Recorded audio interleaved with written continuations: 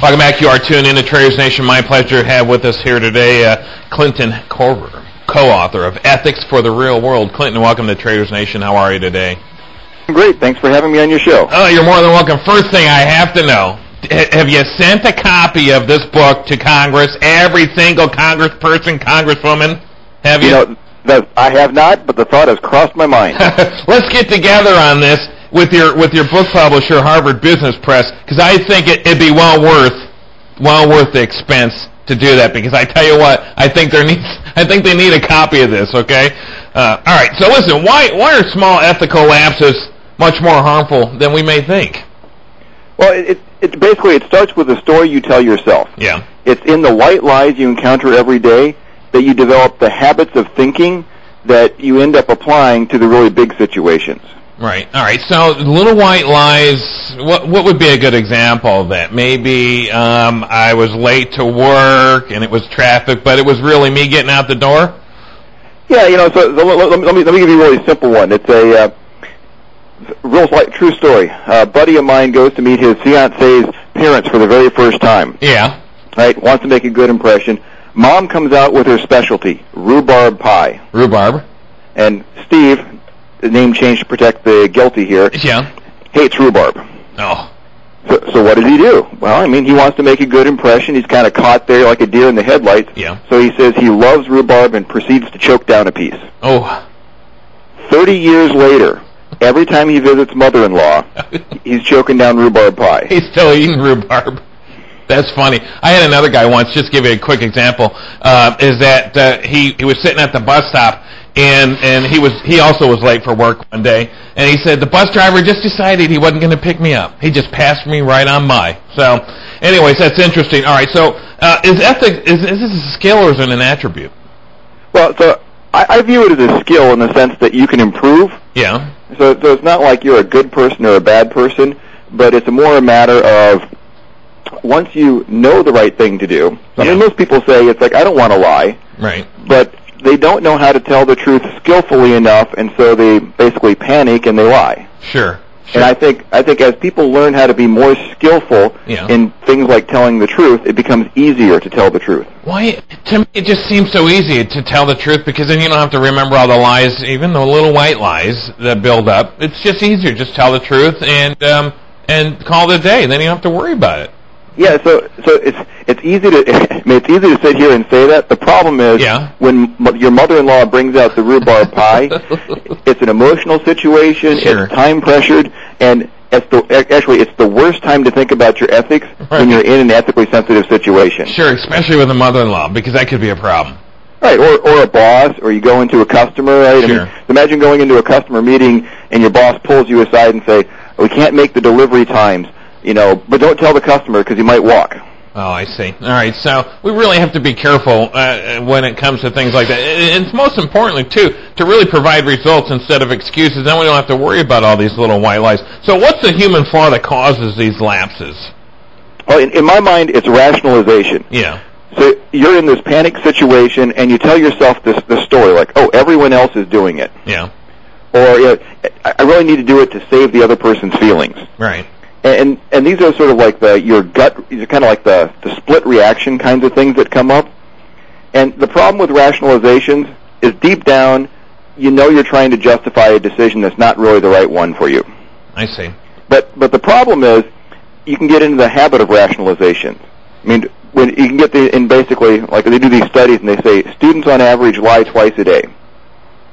All right. They cheat on tests. 70% of students have cheated on tests. And what happens, you kind of get into the habit of this. Yeah. And then it's not a matter of doing the right thing or not doing the right thing. You have to break the habit first. Yeah. Let's talk about this for a minute then, because it's important for us to be honest with ourselves. If we're not honest with ourselves, then how can we be honest with anybody else that's around us on a personal and a professional level? Yeah, and that's exactly the thinking trap that I think a lot of people fall into. Is they start with fooling themselves. Right. They don't think clearly about it. Sure. And and some people, when they get into these situations, they don't want to think clearly about it because then they're embarrassed for their previous actions. All right. What is clear thinking? You write about this in your book, and why should we value it?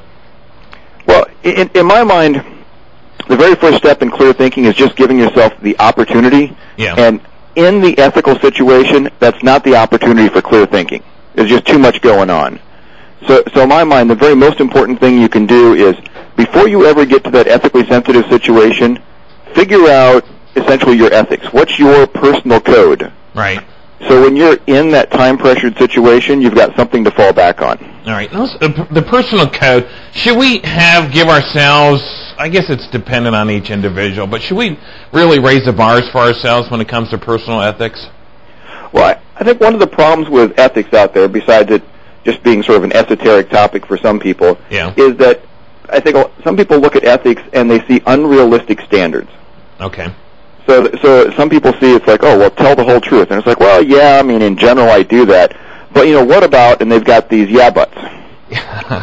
and in my mind, I think it's more important for a personal ethical code to be practical for people than to be sort of, something that looks good you can hang on the wall. Yeah. Do we have, ethic exercises, that we can do every day? Is it like... Actually there are. Every time you're in a white lie situation, you can think of that as that's an excellent ethics exercise. Sure. First because they happen a lot, so you get a lot of practice. Yeah. And the second is because they don't matter that much.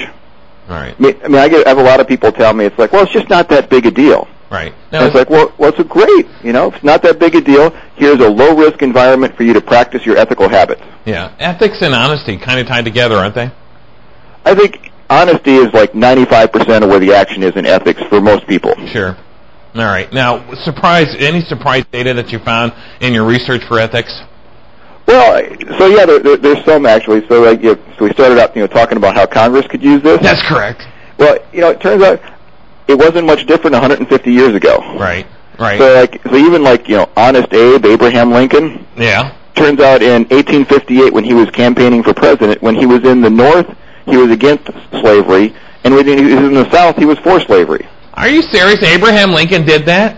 Yeah. Was he one of the first flip-floppers? Well, I don't know if he was one of the first, but he was a flip-flopper. That's interesting. All right, so Honest Abe had an ethic problem. Yeah, well, it's the sort of thing where I think what happens is you get into these pressure cooker situations. Yeah. Right? You're a politician, and the pressure cooker is, you got to give the audience what they want. Right. And, it takes a lot of backbone to stand up for what you think as opposed to pandering to the audience. Sure. And back then you could get away with it because the communications didn't travel that fast. That's interesting. All right, now where can we find a copy of Ethics for the Real World today? So, Amazon.com. Yeah. All right. And if your audience is interested in more information, I've got a website. Oh, yeah. www.ethicsfortherealworld.com. All right, head on over there today, www.ethicsfortherealworld.com. And today we have Clinton Korver with us today, co-author of Ethics for the Real World, Creating a Personal Code to Guide Decisions in Work and Life. Clinton, thanks for being with us today. Appreciate your time. Thanks for having me. You're more than welcome. All right, there you have it. Get a copy today, Ethics for the Real World. Let's send a copy. You know what? I've got, the publisher sends us a book. I think I'm going to do Congress a favor. I'm going to send this copy to Congress. And I'm going to ask them to pass it around. And each congressperson, the ones that can read, need to sign off on the inside front cover that they've read this. Okay? That's what I think I'm going to do. And I'm going to start right at the top. I'm going to go right to Pelosi. Because, let's face it, whoever needs it most gets it first.